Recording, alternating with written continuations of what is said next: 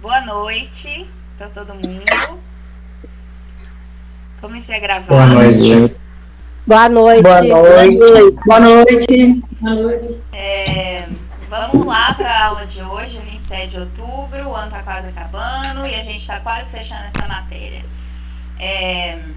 Bom, como a gente não tem aula há mais de 15 dias, né? Teve a semana da folga, depois teve a semana do saco cheio. Eu imagino que a matéria deve estar bem lá atrás na cabeça de todo mundo, né? Então eu acho que a gente precisa dar uma voltada, uma revisada. Por quê? Porque a gente está estudando a crise do Império e o momento antes da proclamação da República, e a gente parou na aula sobre a abolição da escravatura. A próxima aula é sobre a proclamação da República. Então eu quero que todo mundo esteja com a matéria bem fresquinha na cabeça para a gente poder ir para essa parte. Então a aula de hoje eu tirei para a gente fazer uma boa revisão de tudo que a gente já viu até agora nessa matéria, tá bom? Vai ser ótimo para recuperar tudo que a gente já viu. Então agora, ao invés de só ficar passando todos os slides, né, todos que a gente já viu até agora, eu queria que vocês participassem um pouco. Então podem ligar o microfone, porque eu quero fazer perguntas e eu quero que vocês participem para a gente ir puxando juntos o que a gente já viu até agora, né? Então, quem tiver com o caderno aí na mão, volta lá na primeira aula que eu dei, lá na primeira aula sobre a definição de proclamação. Lembra? A primeira aula, antes da linha do tempo. Pode voltar lá. Definição. Isso, lá na definição de... Você lembra o dia da aula? Peraí. Falando de 27. Dia 4/8. Isso. 4/8? Obrigado, Sheila. Foi a primeira aula do semestre, né?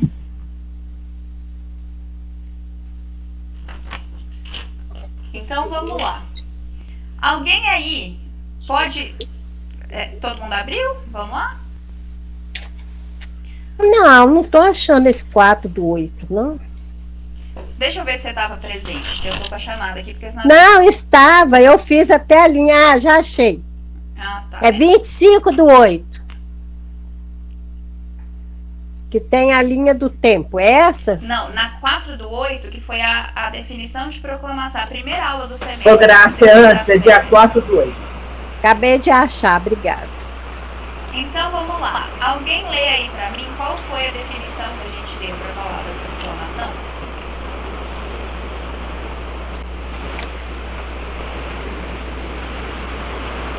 Vai, Sheila.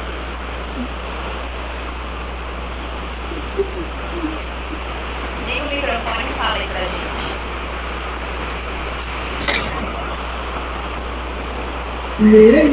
Ô, Vitória, espera só um pouquinho que eu tô na página, mas você quer a definição. Eu vi você levantando Porque a mão.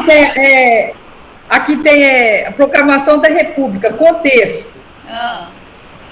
Deixa eu ver. Aí tá assim, da crise da monarquia, a proclamação, a guerra, aí vem Guerra do Paraguai. Isso. Ai, gente, deixa eu abrir esse slide aqui no meu celular, porque tá impossível, meu computador não tá carregando. Peraí que eu vou abrir aqui no celular, porque senão eu vou ficar aqui pra sempre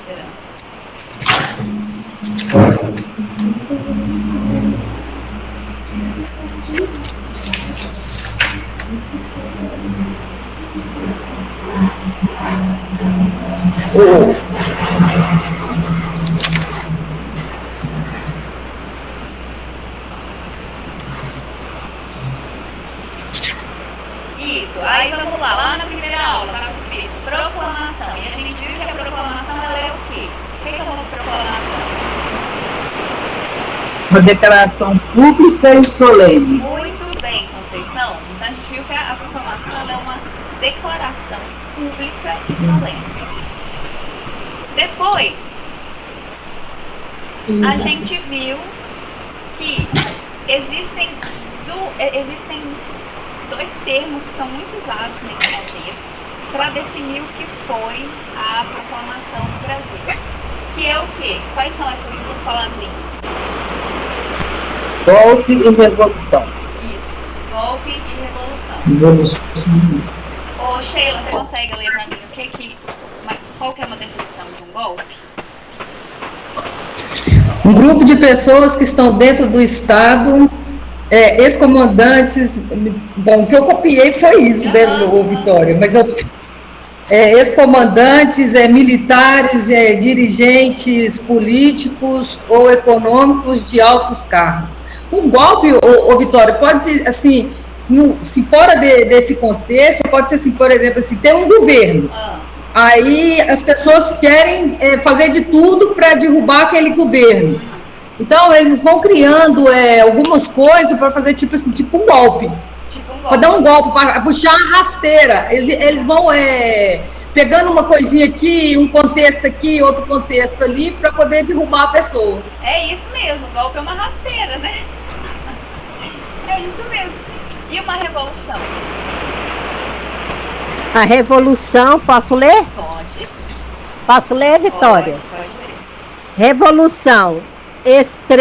Externos ao Estado e suas posições de poder. Exemplo, grupos de pessoas que não tenham igualdade de direitos. Isso. E aí, lá, depois disso mesmo, então, a gente entendeu mais ou menos a diferença entre um golpe e uma revolução.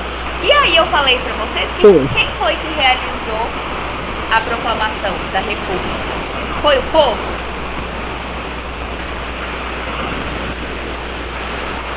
Não, quem foi? Movimento interno, foi um movimento interno de alto escalão.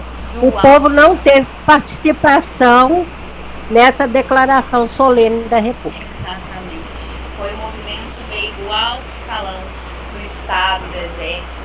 Então, foi um golpe ou foi uma revolução, a proclamação da República do Brasil? Golpe. Foi um golpe militar, né? E a gente vai ver na próxima aula. Então, beleza. Então, já recuperamos aí uma informação muito importante. Depois disso, a gente começou a estudar a crise da monarquia. Quem era o governante do Brasil nesse período, antes da proclamação da República? Dom Pedro II? Dom Pedro II. Primeiro, né? Segundo, tá certo. É filho do primeiro, então ele é o último. Dom Pedro II. Dom Pedro II era o monarca do Brasil, ele era o imperador do Brasil. Então a gente tinha uma monarquia. Quando a República foi formada, ela derruba o quê? A monarquia. E aí a gente estava vendo nas últimas aulas a crise dessa monarquia. Quais foram os eventos políticos marcantes que ocorreram naquele período que foram fazendo com que a monarquia perdesse força, ficasse com uma imagem muito ruim perante a população, perante os outros países, a política internacional. O que aconteceu aqui no Brasil nesses últimos anos da monarquia que abalaram a ponto de fazer esse golpe, né? E aí, qual foi a primeira coisa?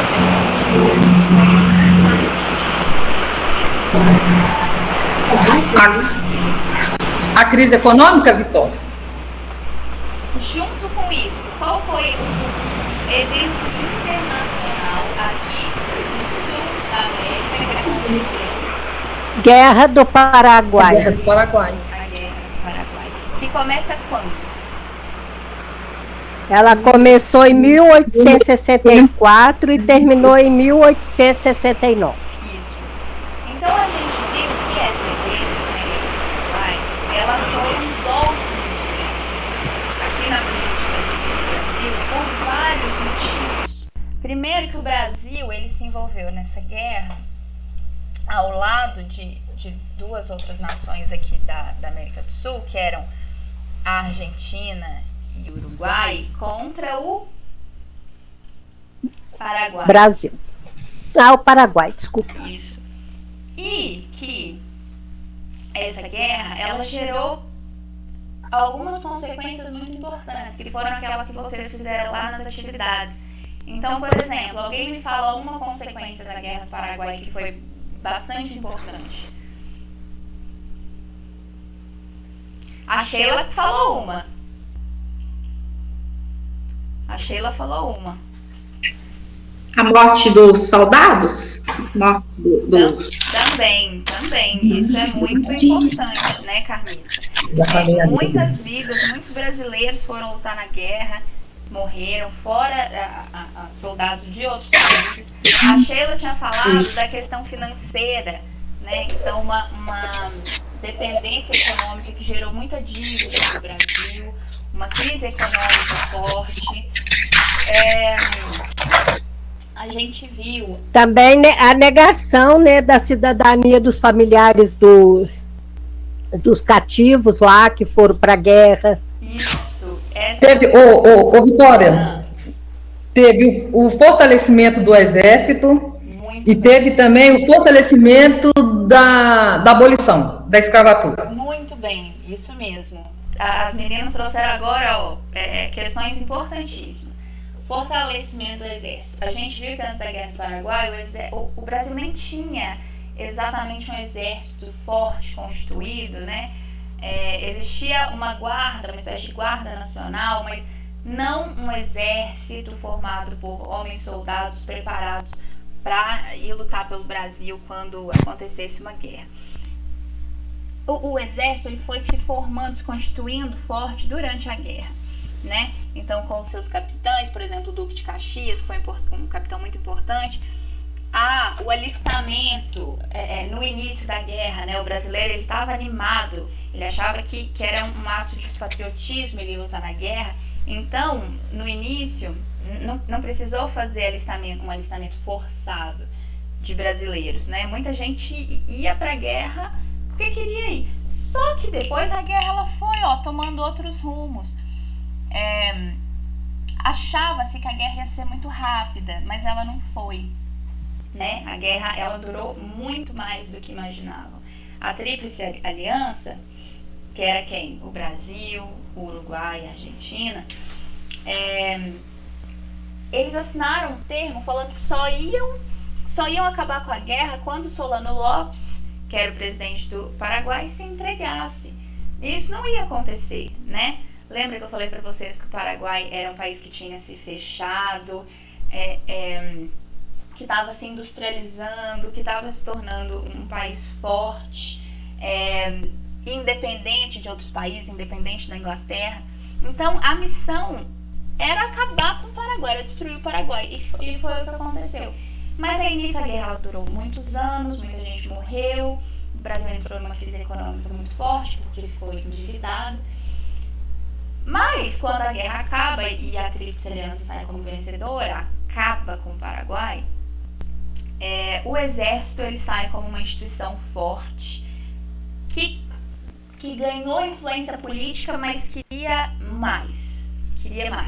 E aí, depois que a Guerra do Paraguai acaba, a gente tem então esse novo ator político muito importante, que era o exército, tá bem? Sheila falou outra coisa. Professora. Oi. Uma coisa também que aconteceu, que foi o início, né, da campanha abolicionista. Isso. Esse fortalecimento dos escravos agora livres, né, que ganharam a liberdade para ir para a guerra, eles se juntaram a várias pessoas aqui, eu tenho anotado aqui, você passou até uns slides, André Rebouças, Maria Tomásia, muito Francisco bem. José do Nascimento, Luiz Gama, Adelina, Maria Firmina dos Reis, tudo aqui começaram esse movimento abolicionista, né? Para a conquista da liberdade dos escravos. Muito bem, graças a isso que vocês trouxeram aí. O movimento abolicionista ele já existia, mas ele ainda não tinha tanta força. Ganhou força. Ele ganhou força depois da Guerra do Paraguai. Por quê? Quando a Guerra do Paraguai estava acontecendo, eu vou fechar, eu vou tentar parar de abrir esse slide, porque ele só está travando a chamada e não vai abrir. Quando a Guerra do Paraguai estava acontecendo, a questão abolicionista ela ficou um pouco de lado. Por quê? Os políticos aqui no Brasil, a sociedade, ela tinha muito medo de que acontecesse igual aconteceu nos Estados Unidos. O que aconteceu nos Estados Unidos? Uma guerra civil entre uma parte do país que queria manter a escravidão e outra parte que queria abolir a escravidão. Teve uma guerra nos Estados Unidos, entre o sul dos Estados Unidos e o norte dos Estados Unidos. E aí eles tinham muito medo de que isso acontecesse aqui no Brasil. E imagina se acontece uma guerra aqui no Brasil e as tropas estavam onde? Estavam onde? Fora. Lá no Paraguai. Então, Tava fora. estava fora. Então, eles tinham muito medo de que isso acontecesse e eles tentaram ao máximo afogar essa luta e não deixar com que ela tivesse muita vazão nesse período. Como a Graça falou, muitos escravizados foram lutar na guerra e para isso ganharam sua liberdade.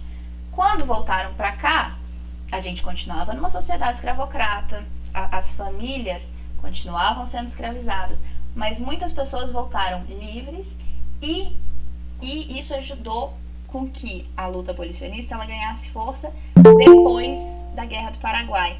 Então, ou seja, na década de 70, o movimento abolicionista ele já ganha muita força, muita projeção. Outra coisa que falaram aí, que eu ia comentar, esqueci. Bom, é isso, a gente está indo por um bom caminho. Então, olha quanta coisa a gente já revisou, né? Peraí, deixa eu ver se eu consigo abrir aqui de novo.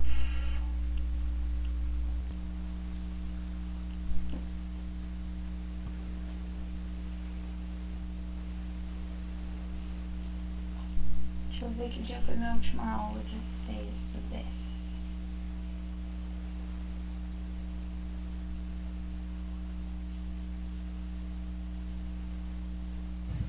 Peraí, gente, só um minutinho, tô tentando abrir um arquivo aqui.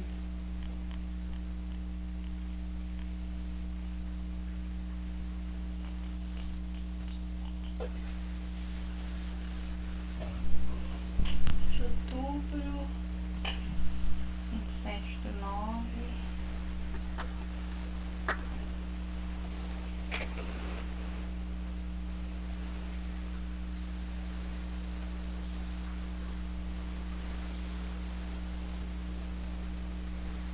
Tá, beleza. Então vamos lá. Então a gente já viu Guerra do Paraguai e movimento abolicionista e fortalecimento do exército. Tudo isso que lá no final tudo isso está enfraquecendo a monarquia, tá? E no final vai ser decisivo, vai ser muito importante. Qual outro movimento ganha força na década de 70? Revolucionistas. Revolucionistas? O Partido Republicano? Isso. Também. Isso. O movimento republicano, ele começa a ganhar muita força também. A gente viu que surge o Partido Republicano. Lembrei o negócio que eu ia comentar ainda sobre a história da escravidão, que eu esqueci. Que eu tava falando que os políticos aqui no Brasil, eles tentaram ao máximo abafar a luta abolicionista durante a Guerra do Paraguai. E o que eles faziam para tentar fazer com que isso não viesse tanto à tona? O que de vez em quando acontecia aqui na política brasileira para tentar fazer com que o movimento abolicionista não ganhasse tanta força, que ao mesmo tempo era um agrado, mas a gente viu que eram coisas importantes, mas que ao mesmo tempo só estavam tentando adiar o fim da escravidão.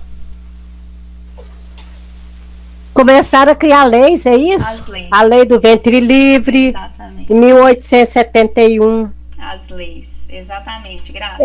Então, de vez em quando, pipocavam umas leis abolicionistas, que eram leis gradualistas. Elas queriam acabar com a escravidão aos poucos. Elas não queriam um fim rápido da escravidão. Elas criavam uma lei, por exemplo, a primeira lei, ela proibiu o tráfico, ou seja, não podem vir mais escravos para o Brasil. Mas os que já estavam aqui tinham que continuar trabalhando. Ou seja, o que essa lei dizia? Que o dia que todos os escravos que já estavam aqui no Brasil, o dia que o último morrer, a escravidão acaba. Mas isso Olha a projeção. Eles jogaram pra... Se eu não me engano, a previsão era de que a escravidão ia acabar desse jeito em 1900 e... Antes de 1920, mas alguma coisa assim. Percebem? E aí o movimento ganha força e eles falam, não, vamos fazer outra. Aí vem, por exemplo, a lei do ventre livre, que não liberava as mães, mas libertavam os filhos, os bebês. E ainda assim, só quando eles fizessem a maioridade, se eu não lembro agora. Se alguém aí tiver informação, vocês me falem, que eu esqueci. Então, ou liberava antes, quando ele ainda era uma criança, mas essa criança ia ficar a Deus dará, ou podia ficar com a mãe, acho que até os 21, mas trabalhando para o Senhor. Então, percebem? São leis que elas eram importantes, mas elas eram leis conservadoras, que só estavam tentando adiar ao máximo o fim da escravidão, ao invés de acabar com ela de verdade, né? Então tá, aí voltei a falar do Google, olha, a gente botou, escrevendo o negócio aí. A gente voltou a falar... Bem que não é eu, 9. É o quê? É porque você falou Google, né? Tão novinho. Logo que eu tô falando, ainda bem que não foi eu, né? 69, você vai falar que eu tava caduca. Ia falar. É que eu tô tentando abrir uma apresentação aqui pra mostrar um negócio pra vocês, mas hoje eu não sei o que tá acontecendo na internet. Mas enfim, aí a gente estava falando do movimento republicano, que também ganhou muita força nesse período, principalmente depois da década de 70, né? A gente viu... 1870. A gente viu que surge um partido republicano. Esse partido republicano, ele produz um manifesto explicando as suas ideias, os seus objetivos, e esse manifesto, ele começa a ser espalhado por todo o Brasil. As pessoas começam a conhecer os ideais republicanos, começam a se interessar. Algumas províncias, né? O que eram as províncias? Como se fossem os estados. Algumas aderem mais do que as outras. Algumas províncias começam a criar os seus próprios partidos republicanos. Mas a gente viu que um partido republicano de uma província foi muito forte. De qual província? Alguém lembra?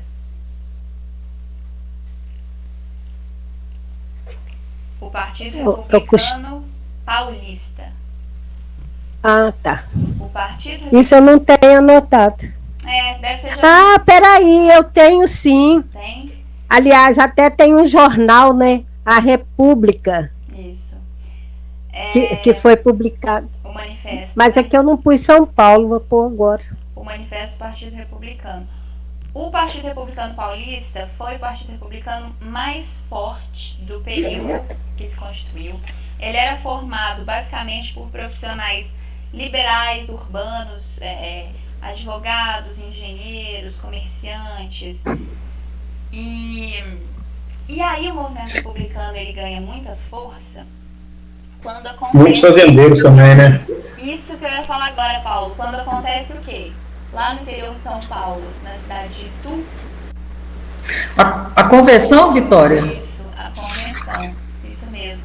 Acontece a convenção de Itu, que foi um evento do Partido Republicano lá na cidade de Itu, no interior de São Paulo. E no interior de São Paulo era a região o quê? Região cafeeira. Então lá tinham muitos fazendeiros, muitos cafeicultores, latifundiários. Nesse momento, essa convenção ela é muito importante, ela é muito famosa, conhecida, por quê? Porque lá, muitos fazendeiros, como o Paulo falou, eles aderem ao movimento republicano. Por quê? Porque, olha, acabei de matar um pernilongo. Porque eles estavam descontentes com o quê?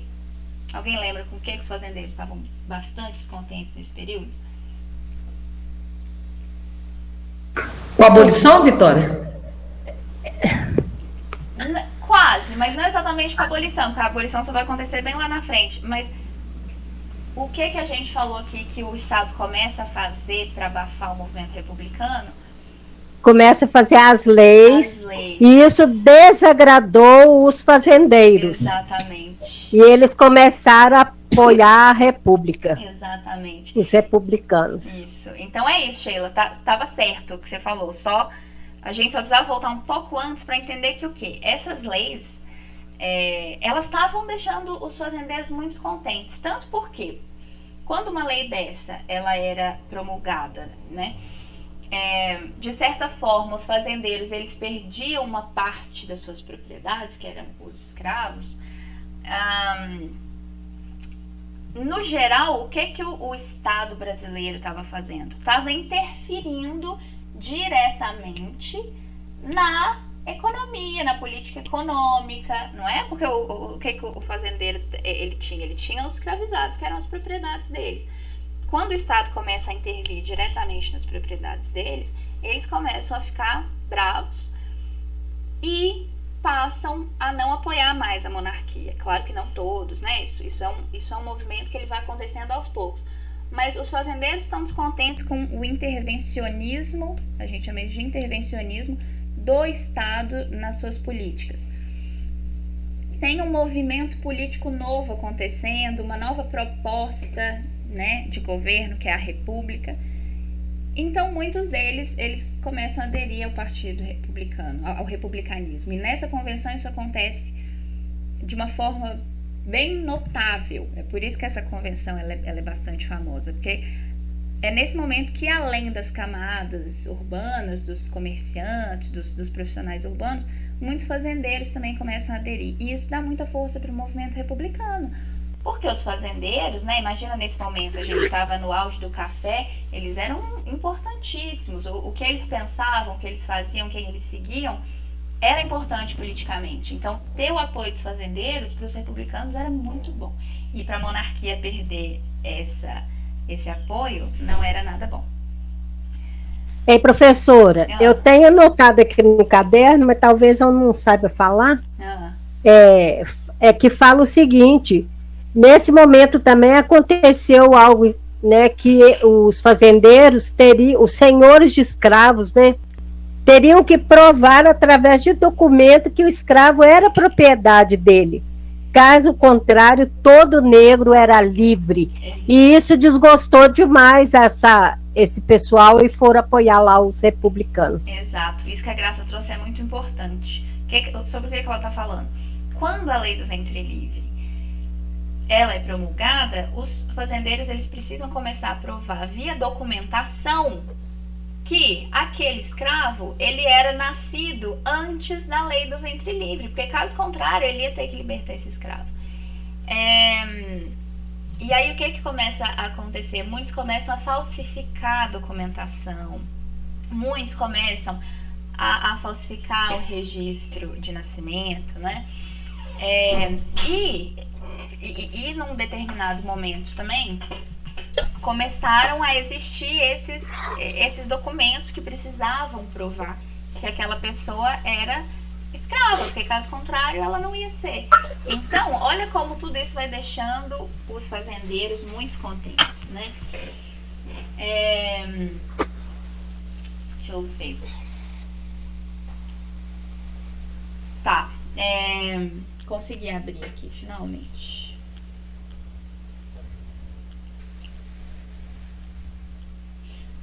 Beleza, Convenção de Itu, falamos. 1872, agora eu achei. Tô vendo que acho que a gente tô achando agora. Falamos sobre o Partido Republicano Paulista. Movimento Republicano, falamos.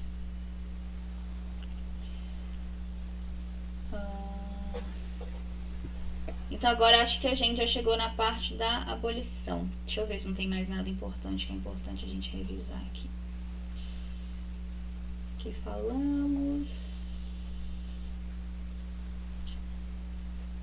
Alguém até aqui, alguma dúvida, alguma observação? Quer falar alguma coisa?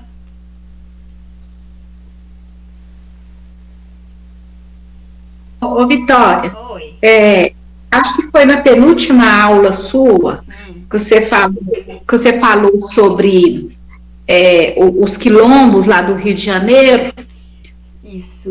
Que tinha. Você vai falar sobre falar, eles? Vou falar. Ah, é porque eu estava tentando abrir o slide aqui para ver até onde a gente já falou e aonde a gente retoma. Aí é exatamente.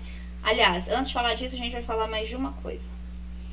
Que foi. Então, tá. Então a gente acabou de falar basicamente sobre a década de 70, né? A gente falou sobre algumas leis importantes da década de 70.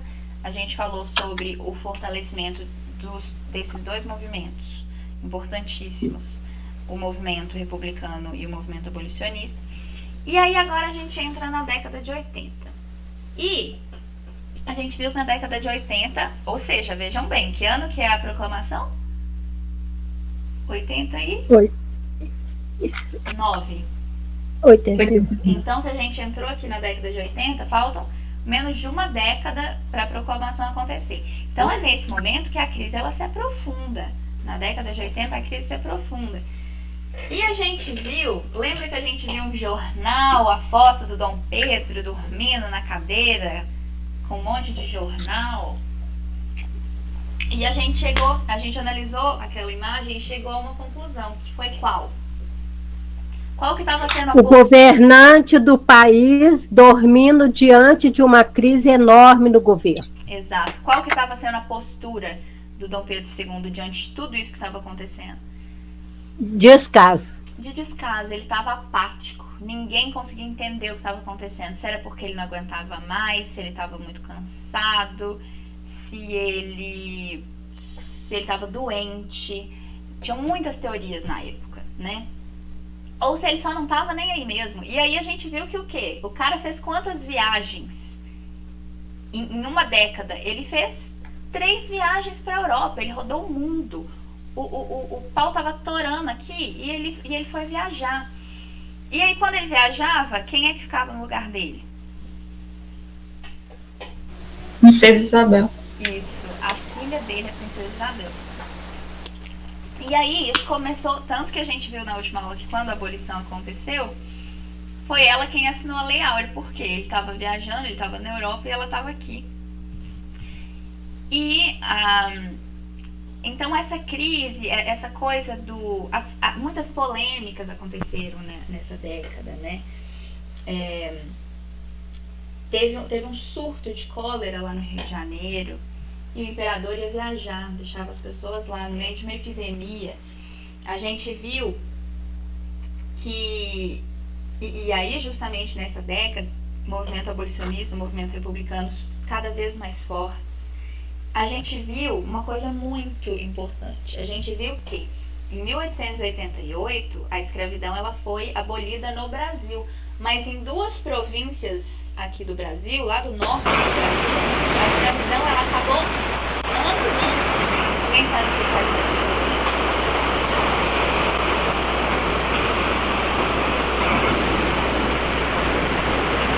No Ceará e no Amazonas. Então o microfone está chiando bastante. Conceição, desliga o seu aí só pra eu ver alguma coisa. Não, não é o seu não. Não sei de quem é não. Enfim, então em 1884, 2 províncias abolem a escravidão, que era o Ceará e o Amazonas. Então olha o quanto que isso era importante. 2 províncias aqui do Brasil já tinham abolido, não existia mais escravidão nessas 2 províncias. E em todo o resto existia. Então imagina como que a pressão para acabar com a escravidão no resto do país não cresce. Então, e aí outra coisa importante, em 1885 vem mais uma lei abolicionista que queria acabar gradativamente com a escravidão, tudo aquilo, mas que também é importante porque deixa os fazendeiros descontentes e só atiça mais esse movimento. Que foi qual lei? A lei de sexagenário? Da Lei Saraiva. Isso sexagenário. Isso mesmo. A lei Saraiva Cotegipe, né, que é o nome oficial dela, que é conhecida como a lei de sexagenários, que tornava quem livres? Espera só um pouquinho, Vitória, cara, nesse momento. Os escravos acima de 60. Isso mesmo. sexagenário, 60 para cima. Isso. 60 anos. Mais uma lei, então, que causa descontentamento há 3 anos antes do fim oficial da escravidão, né? Então, tudo isso só vai deixando a coisa mais tensa, mais quente.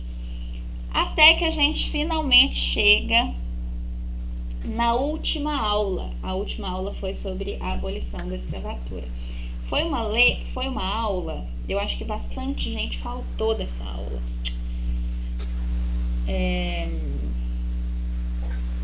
Na próxima eu vou até retomar um pouco mais ela, porque foi uma aula que algumas pessoas faltaram e foi uma aula muito importante. Foi uma aula longa, né? A gente teve problema tecnológico, teve 2 horários, mas foi uma aula meio bagunçadinha, porque foi a última aula e uma aula muito importante. A gente viu o final da escravidão no Brasil com a lei de 1888, a lei que a gente conhece como Lei Áurea, né? Então, como a gente viu, na década de 80 esse movimento ganha muita força, ele ganha força desde a década de 70, mas ele atinge o seu auge. Então, se alguém perguntar quando foi que o movimento abolicionista atingiu o seu auge, década de 80, com certeza. Lembra que a abolição aconteceu no Ceará e no Amazonas em 84. Lembra aquela quantidade de jornais que eu mostrei para vocês, os jornais abolicionistas que circulavam nas cidades, que eram lidos em praça pública pelos intelectuais e que atingiam muitas pessoas, até pessoas livres, pessoas escravizadas que não sabiam ler, escutavam nas praças públicas os discursos fervorosos dos abolicionistas, os poemas do Castro Alves falando sobre os horrores da escravidão, falando sobre a liberdade, a importância da liberdade. A Carmita trouxe um negócio muito importante que foi os quilombos, porque lembra que eu falei para vocês, né?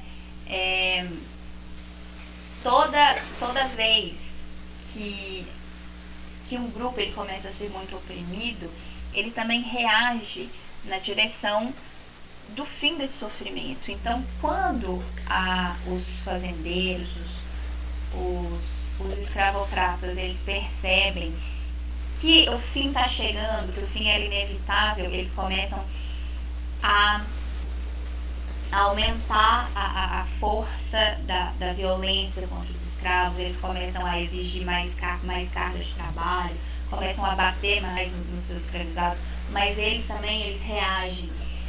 É nesse período que a gente chega no auge da resistência negra, com muita fuga, luta, saque das fazendas, assassinatos, incêndios. O Brasil vira uma panela de pressão a ponto de explodir, né? A violência ela deixa de ser monopólio dos brancos. Os negros começam a reagir também com violência em prol da sua liberdade. E aí acontecem o quê? O aumento do número de quilombos. Principalmente aonde? Porque lembra que quando a gente estudou lá atrás, por exemplo, a economia açucareira, que era mais no interior, os quilombos eram geralmente em lugares bem escondidos, no meio das matas. Nesse período, não. Nesse período, tinham muitos escravos nas cidades. Então, quando eles fugiam, eles formavam quilombos ali mesmo, mais próximos dos centros urbanos. E aí a gente viu um exemplo, que foi qual? Foi o do Leblon. Foi o quilombo do Leblon. A Redentora. Tem até a música, né, que você apresentou, o vídeo de Caetano e Gilberto. As Camélias do Quilombo de Leblon. E por quê? Essas camélias vêm do quê? Vocês lembram da história? Porque as camélias era como se fosse assim, uma identificação daqueles que eram favoráveis à libertação dos escravos. Isso. Era um símbolo, né? Um símbolo da luta. Por quê? Porque o quilombo do Leblon, ele foi instaurado ali onde hoje é o bairro do Leblon, no Rio de Janeiro, na fazenda, na chácara de um comerciante que produzia flores E aí eles produziam camélias brancas lá. Então, Você quer o nome do produtor lá? vai lá, Eu anotei. vai lá. José Seixas Magalhães. Isso mesmo. Idealizador e criador do Quilombo, cedendo espaço para a proteção e a organização do refúgio. Isso. Muito bem. Dos escravos. E aí as camélias brancas, elas viram um símbolo da luta dos escravizados contra a escravidão. As camélias brancas, elas viram um símbolo de liberdade, da fragilidade da liberdade. Porque lembra que a gente falou, e vocês sabem, vocês são tudo mãe e pai de planta, que a camélia é uma flor muito delicada, né? E como que se cria uma camélia branca, uma flor tão delicada naquele calor do Rio de Janeiro? Precisa do quê? Muito cuidado. Exato. De proteção mesmo, Muita né? proteção. E era essa a metáfora que os abolicionistas usavam para falar da liberdade. Ela era frágil, ela precisava ser conquistada. Ela precisava ser conquistada e ela precisava ser mantida por mãos livres, não por mãos escravas, por mãos livres.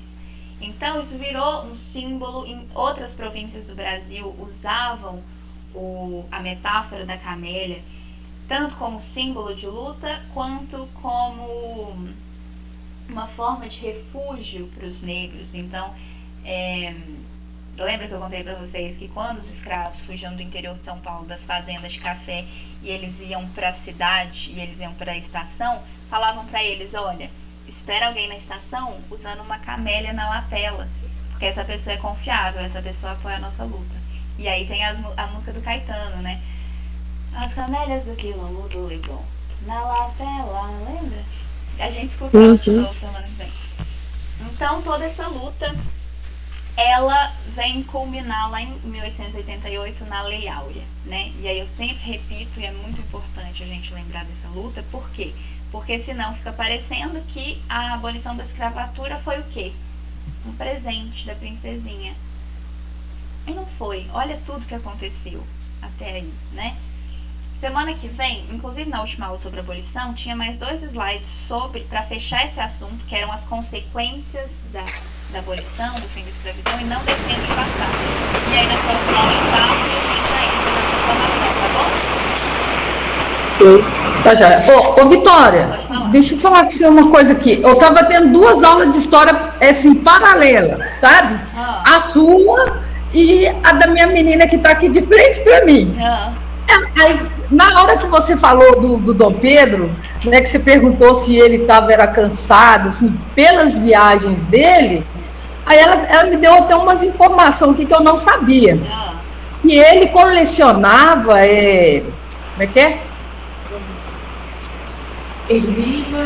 Ele colecionava plantas, ele colecionava, ele doou muitas coisas, assim, ele viajava muito para pegar esses negócios, assim, de quilos em museu, né? Ele e a esposa dele. E a mãe dele também. E a mãe dele é incrível, eu adoro a mãe dele, gente. Eu sei que ela era monarquista, mas eu gosto muito dela. Porque ela foi uma mulher muito inteligente politicamente. É aquela coisa, né? A gente pode falar mais disso na próxima aula. Ela era uma mulher do seu tempo. Ela era filha do maior imperador da Europa. Então é claro que ela não era a favor do fim da escravidão e tudo mais. É isso, a gente tem que situar a pessoa no tempo dela e na condição de vida dela para tentar entender. Mas era uma mulher muito inteligente, que gostava das artes, da natureza, das pesquisas científicas, exatamente. Ele puxou a mãe dele, que a minha menina estava falando comigo aqui, que ele doou muitas peças acho que é para o Museu da Bahia, até aquele museu que pegou fogo no Rio de Janeiro. Tinha muita ele coisa doou. Dele. Ele tanto doou coisas para fora, quanto ele trouxe muitas coisas de outras regiões do mundo para o Brasil, né? É, isso mesmo. Essas viagens dele eram viagens que ele fazia pelo prazer dele, né? Claro que trouxe muita coisa. Tipo um hobby, né? Era um hobby, era uma diversão, né? Deixa eu fazer a chamada aqui rapidinho. A Alisson não tá aí hoje, né? O Alisson tá sumido. Rosângela também não está. Ana não tá. André saiu. Andressa tá? Não, né? Andressa não tá. Carla, Carmita tá. Cris tá, né?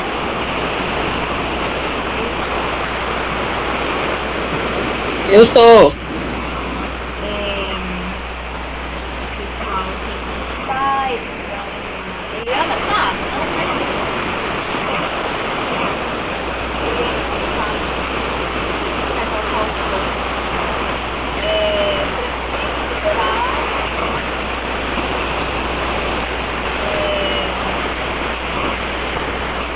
Yara tá, né? Tô. Lohane tá? Não, né?